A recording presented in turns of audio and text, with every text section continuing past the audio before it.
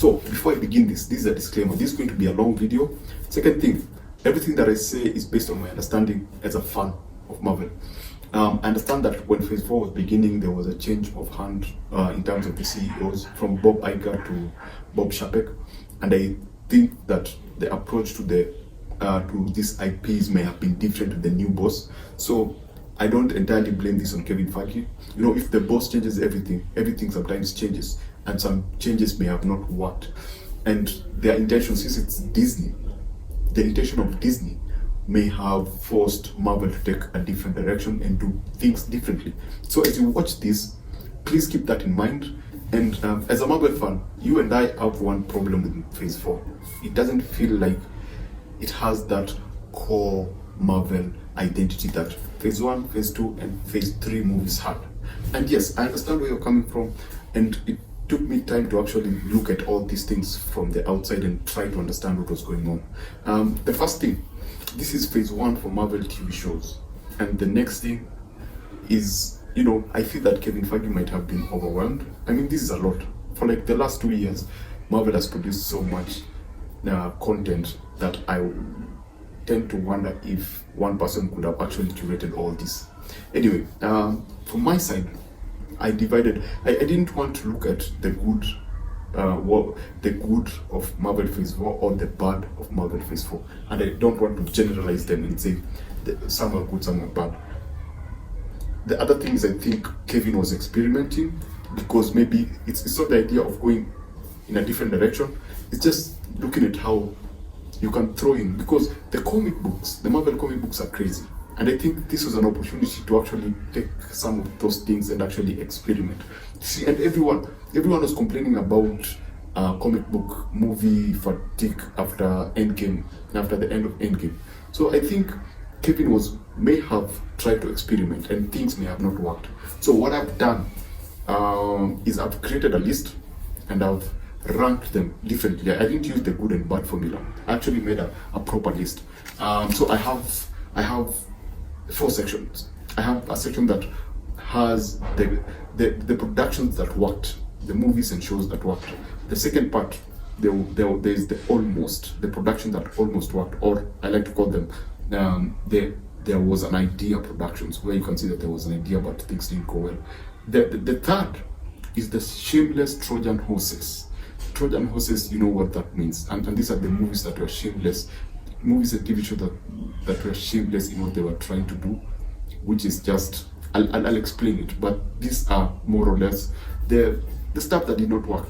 Then the fourth category is what the hell is going on. These are the shows and productions that I did not know what the hell they were going for. These were like the most experimental, and you just didn't get the motive. You just didn't get what they were trying to do. I didn't get what the idea was. So let's do this. Let's look at this, and I'll try to. Some of the shows and the movies don't need a lot of explanation, because they speak for themselves, or they spoke to. You watch them and you got why they are where they are. Now, for section 1, which is the movies and productions that worked, I start with Spider-Man No Way Home. I mean, cross-generational. They brought in the old Spider-Man plus the new, all this kind of they made a meme come to life. I mean, apart from all that, after Aunt May dies, Spider-Man No Way Home becomes a serious movie, and you can actually see acting. They move away from all the playfulness, and you can actually see Tom Holland act. I like the fact that they brought William Dafoe back. I think we all love that, and better costume, and he was an interesting character. He was a very interesting character. You actually, at some point, you wanted to sympathize with him, but then after what he did, you were like, yeah, you need to. And the relationship with Doctor Strange. You know, this was more the fact that they touched on the multiverse. Almost worked, but it worked very well. It was very entertaining, and again, bringing back the 3 Spider-Mans, that was perfect, and it was perfectly paced, perfectly executed. The next one was What If. What If for me was the multiverse of madness that Doctor Strange was supposed to be. What If was perfect in that I was able to see characters that I didn't think would do some things or would become. I saw Ultron get what he wanted, ultimate power. I mean, and you remember the last fight scene? Yeah, and just the hey, they brought zombies to the Marvel universe, man. They gave us a different alteration of Captain America. Yeah, that was just the multiverse of madness that we deserved. The other one is Miss Marvel. I know some of you think that Miss Marvel was woke. The one thing that I respect about Miss Marvel is that the directors and show creators were able to flesh her out. I understand the kind of person that she is. She was organically introduced, and I don't care about acts, but she feels organic. Right now, if you were to put her in a movie, I'll be okay with that because I know who this character is thanks to that show. And they did something that I like and I always prefer in all movies. Ground your characters, just ground your characters, put them down on a level that I feel that I'm in. Make her feel ordinary, make her feel human. The same thing that they did with phase 1 and phase 3 characters. You know, just bring your characters back to the ground. Yes, she's super, whatever, she gets all these powers, but at the core, she's human being. She has normal, typical human characters. And I mean, the family was awesome, right? Now, the fourth one is Wakanda Forever. Loved the tone. Again, you remember Spider-Man? After Aunt May dies, everything changes, the tone changes. And Wakanda Forever came after Thor Ragnarok, which the Thor Love and Thunder, which and the change of tone was very refreshing. I have my complaints, and some of these movies in this list, you'll see them in another section. Like, for example, Wakanda Forever is in 2 sections. Wakanda Forever was perfect apart from Riri Williams. Apart from Riri, Ironheart. That for me, I had a problem with that. But apart from all that, I think they did a fantastic job because they gave Shuri a full arc. You know the kind of person that she was, and the kind of person that she was at the beginning was a totally different person that she was at the end. Angela Bassett, gold, pure gold. She deserves an award, I think, for her role. I think she killed it. The underwater guys, I had my issues with some of the visual effects. I didn't feel like it was as grand as I expected, but generally that's a very well done film, and I appreciate that Ryan Coogler again was able to prove that he's one of the best writer directors out there today. Apart from that, let's move on to the next one, Guardian of the Galaxy Holiday Special. Why is this here? It's here because they did not use it to introduce any other new characters, except from Kevin Bacon.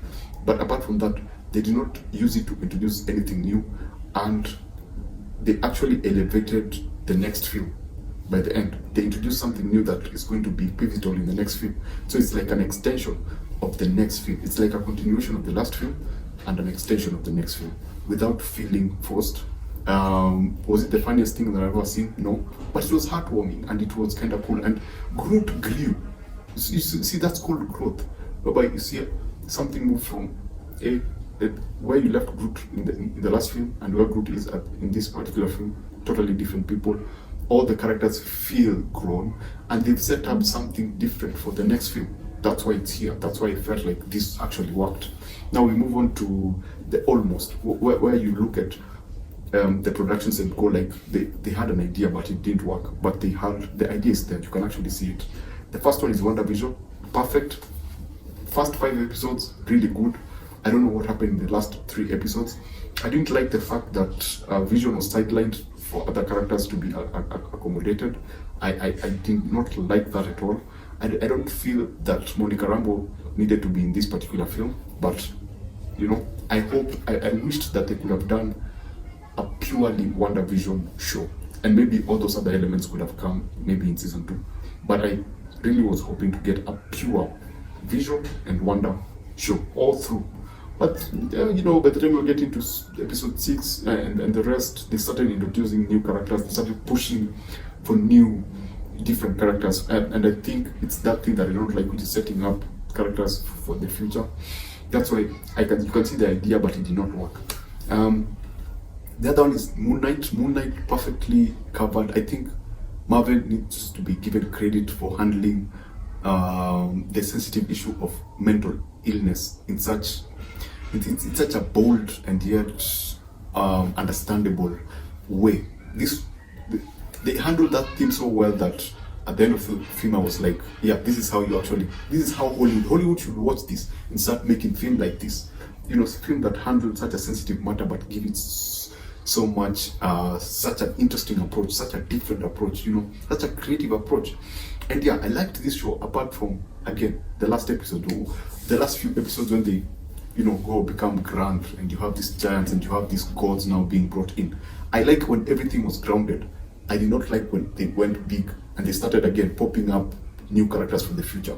Like this particular character, I don't like how she was introduced.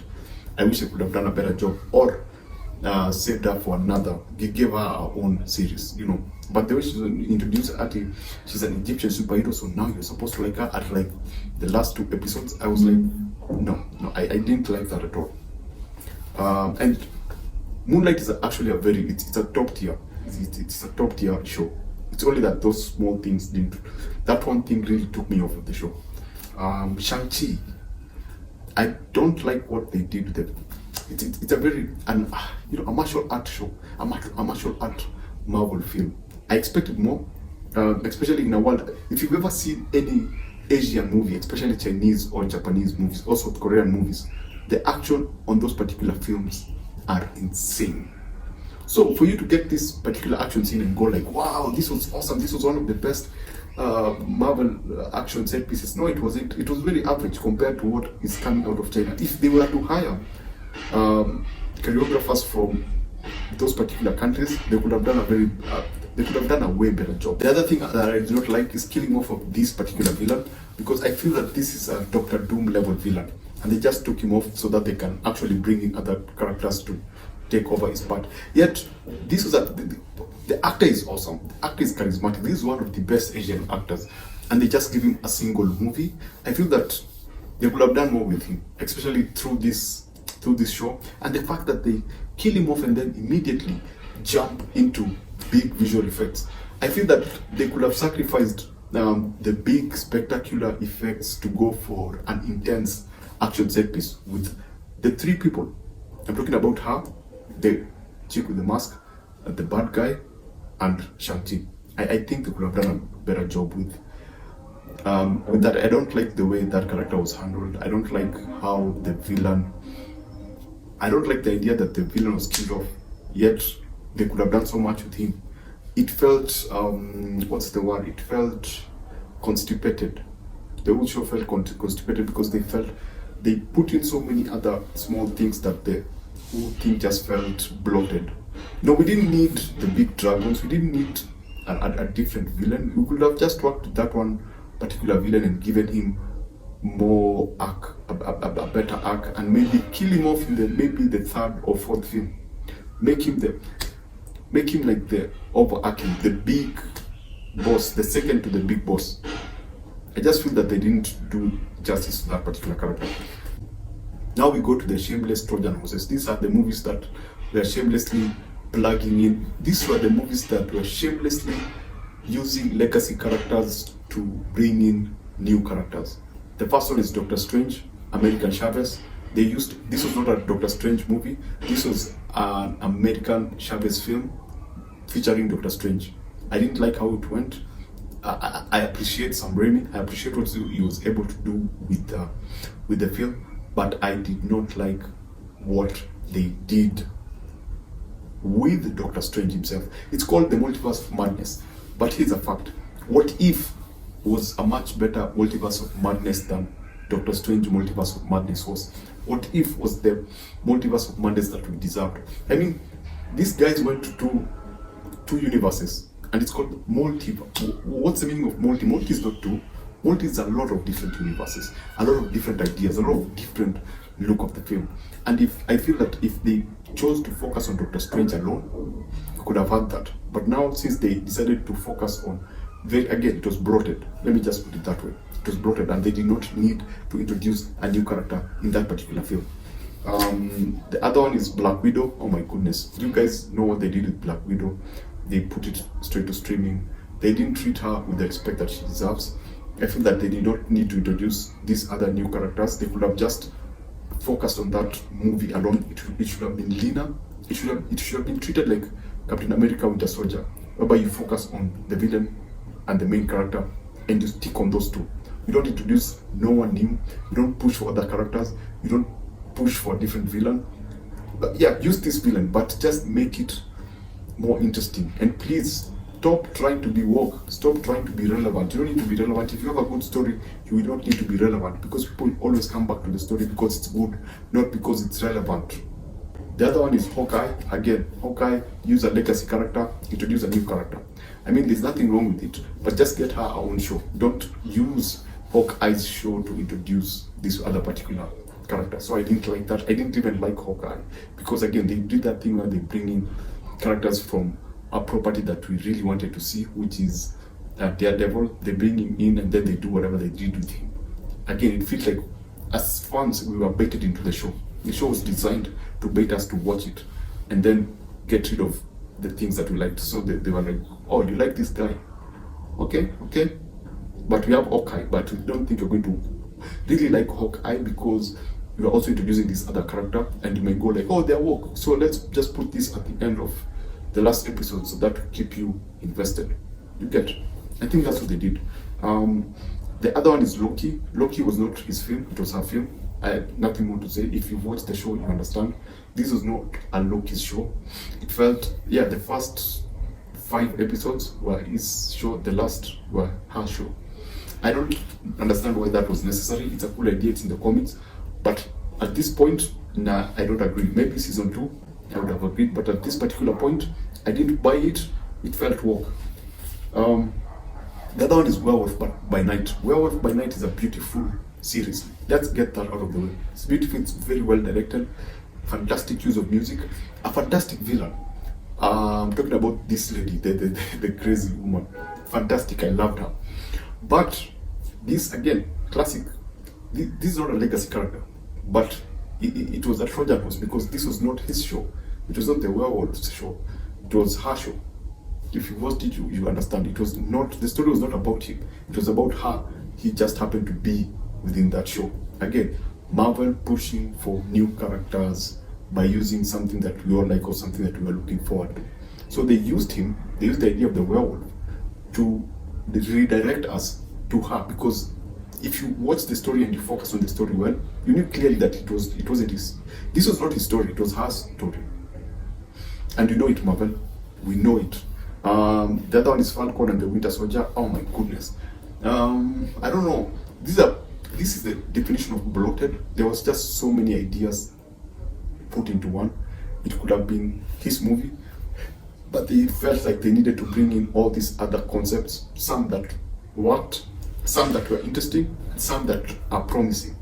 This Isaiah story, very promising. I wish they could have done something about it. But everything else just felt that there were so many small pieces moving around. I didn't like the villain. That was a very weak villain.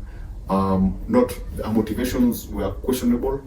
Didn't feel realistic. Didn't feel grounded. I didn't like the villain. Again, there was just too much. There was just too much going on. And if this is on and they plan to do something in the future, again, narrow it down. It was grounded. Yes, you could see all the characters that had normal issue, but it just didn't feel complete. There were just too many new characters being thrown on my face to feel comfortable watching everything, to consume everything comfortably. You know, it's like going in a hotel and getting served a lot of meals that you become overwhelmed with what is on the plates. You know, you don't know where to start, you don't know where to end, because everything is thrown at you at the same time. But generally, it was a good show. I just felt like, again, this was a tool to push for future characters. The other one is Moon Knight. Moon Knight shows up twice. Moon Knight, why? Because of, I think I talked about it. I didn't like the concept of this particular character, just randomly being thrown in. The hippo character made sense. Her, it didn't. Thor, Love and Thunder. This is when a director and a writer feels the need to take everything lightly. Yes, it's good. Yes, you can. You see how Moon Knight was able to handle the case of mental health. I wish they could have used the same to handle cancer.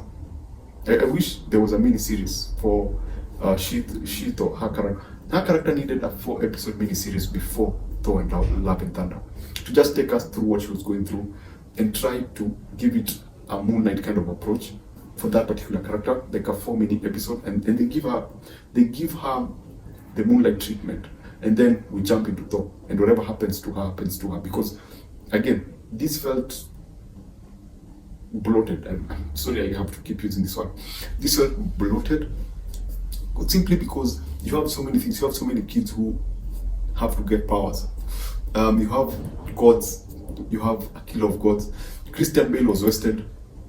Yeah, it didn't. Even if you were to, I wish this was an introduction to that character, Christian Bale's character.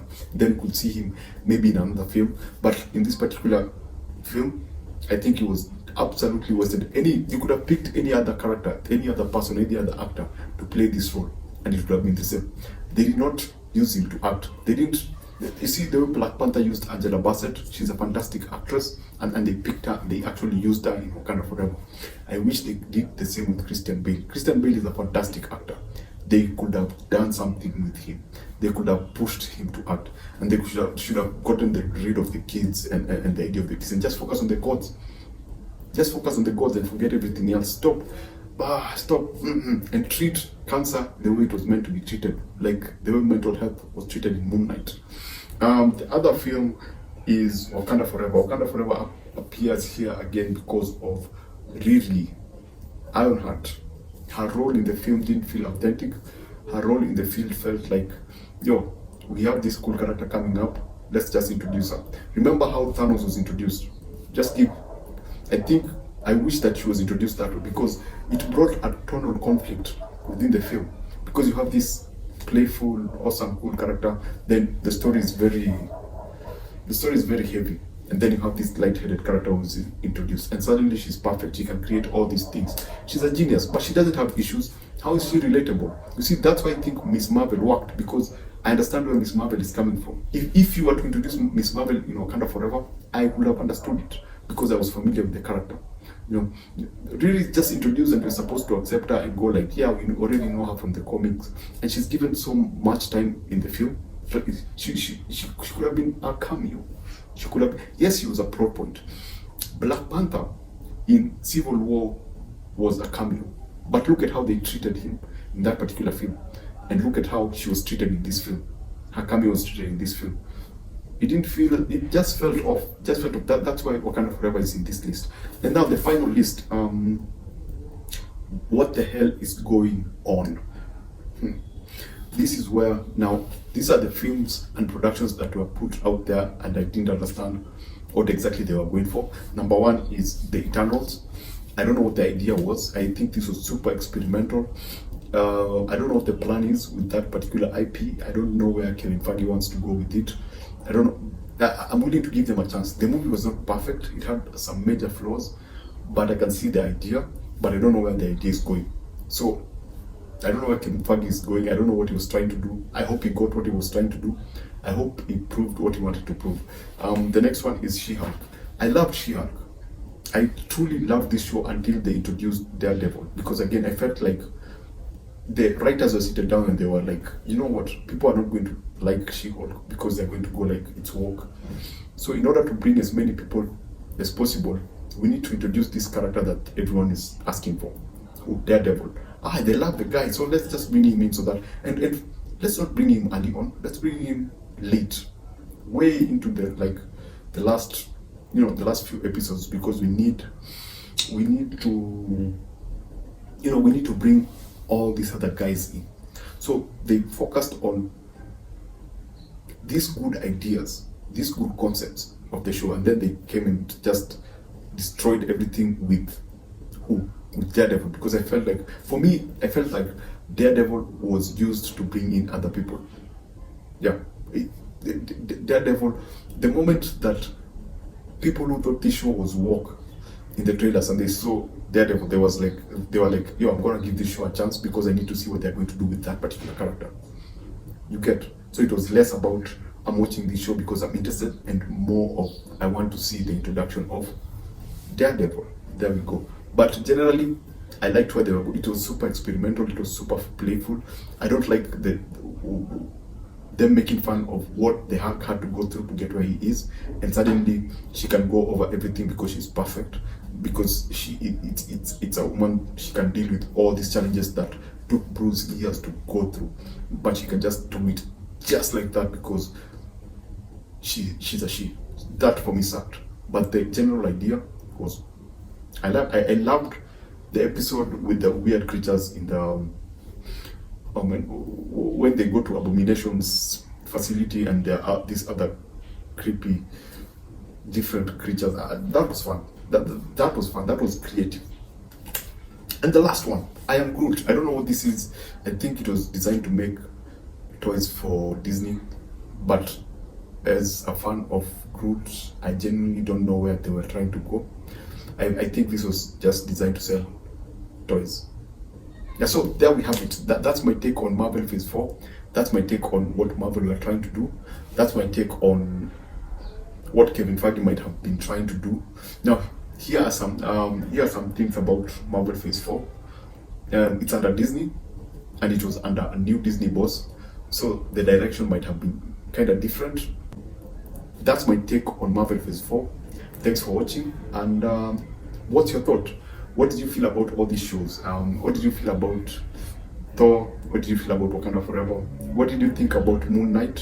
What did you think about Werewolf by Night? Go down in the comment section. Let's talk. Just write what you think, write how you feel. Thank you for watching, and see you on the next one.